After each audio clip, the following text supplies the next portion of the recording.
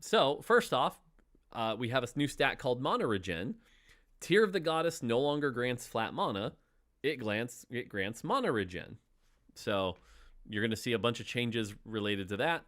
But Tear of the Goddess is now a mana regen thing, very good on casters.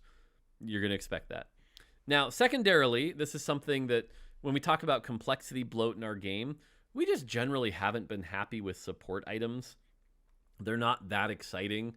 So in an effort to reduce some of the complexity of the game, support items are gone. We're getting rid of them. We're happy with Radiance and Artifacts.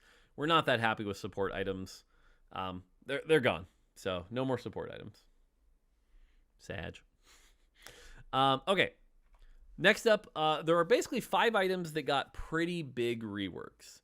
Blue buff is now just the mana regen item. If you're a caster and you want mana regen, give a blue buff. This is going to take some relearning a little bit because now the what's better, blue buff or Shojin, gets a little complicated. Blue buff's generally just good on every caster, whereas Shojin kind of has some different purposes. If anything, I would say it's probably the most confusing thing about the item system, but the big thing to note is blue buff is a lot of mana regen. That's good. Cool. You want to talk about Giant Slayer and Adaptive Helm? Yeah, so one of the cool things that roles let us do is hook into them for other mechanics to make the purposes of items clearer. So Giant Slayer used to have this weird thing where it was a health threshold, and if your opponent had a tank but it didn't have enough health because it had been itemized with resists, maybe Giant Slayer wasn't going to do anything until they 2 or 3 started. Now, we can just say, Giant Slayer, deal 15% bonus damage against tanks. And it's very clear when you read this item, this is to break tanks, and it's good at breaking tanks when they're 1-star, and it's good at breaking tanks when they're 3-star and fully itemized. Yep. So you don't have that weird warping thing of do I slam an early Giant Slayer for just the stats even though I'm not getting the bonuses? If you want to get through tanks, you just build Giant Slayer. Yep. Similarly with Adaptive Helm, if you ever had a weird position where for augments or something you wanted to put a tank in the back line, it would get the wrong stats. Now it's just tanks and fighters, you gain defenses. Other roles, you gain offensive power. The one call out I'll make here is it says gain an additional 15% mana from all sources. This includes your mana regen, but it won't update in the mana regen thing. So if you put an Adaptive Helm on your unit and you don't see that 10 increase to 11 or 11.5, that's because Adaptive Helm is working, but it works after the stat, so it's kind of an invisible behind the scenes bonus mana. Nice. Yeah, I'm pretty excited. This is the first preview of what we can do hooking on to roles. We talked about how we were going to call it out earlier, by the way. This is a great time to talk about how Darius works. You want to talk about Darius real quick? Oh, yes. So Darius has his classic slam the axe down, deal damage if I kill the target, reset. But it deals a really heavy amount of bonus damage against tanks. And this lets us make sure that Darius can get through a front line without going absolutely crazy the moment he gets to the assassins and the casters in the back line. So you will be able to really chunk tanks down, but you won't carry that through and then one-shot everything else unless you have the exact right build.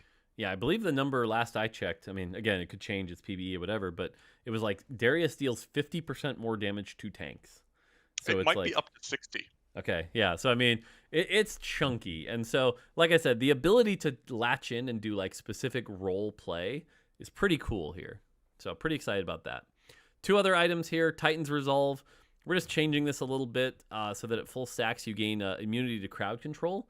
Since melee champions don't want the armor and MR quite as much anymore, this gives them something else that they do want. So if you put this on your Viegos or your Dariuses, they should benefit from that pretty heavily. And then Protector's Vow, since the tier is no longer flat mana, we still wanted it to be the item that you would put on your Sejuanis or your Jarvans, though. So now, start of combat, you still gain that 20 mana, and then otherwise it kind of works the same. But yeah, that way it still has kind of the same purpose. It just fits the new mechanics. So cool. And then beyond that, there's a couple minor adjustments here. One thing to call out here is there's no such thing as a unique item anymore. So you can put 3 blue buffs on a champion if you want. Have fun. There's just no. It was a silly thing. It made the game less fun. There's just no unique items. We fixed that. But you can see here, Tear of the Goddess we talked about, Archangel Staff, That changes. Edge of Night is going to gain some attack speed, a little less armor, and gain its lifeline. Spear of Shojin becomes more mana regen. Hand of Justice, Hextech Gunblade, things like that. Morellonomicon is going to be focused on ability power and mana regen instead of attack speed. So this separates it from Red Buff.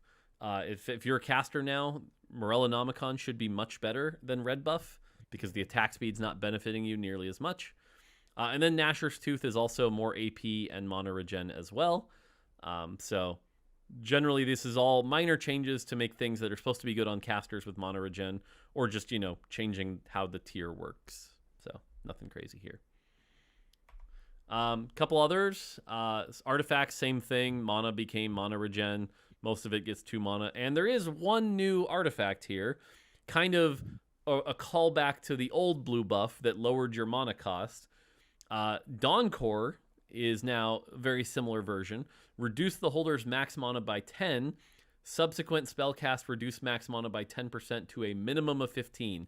So this is like the artifact version of blue buff, much like we did with Ginsu's and why am I blanking on the name of it? The artifact. I can't think of it. It's an artifact though. It's good on Zerion Live. Shiv. Right? What's Shiv. that? No. Shiv. That's not No. Shiv. It's the other one. It's the one that looks Flickerblade. like the spinning blades. What's that? Flicker blades? Yes, Flickerblade. Thank you. I'm so bad with Yes. names right now. I'm gone one day. But yeah, so much like Ginsu's and Flickerblade, we have blue buff became Dawn Core. This is the cool artifact version. Good stuff.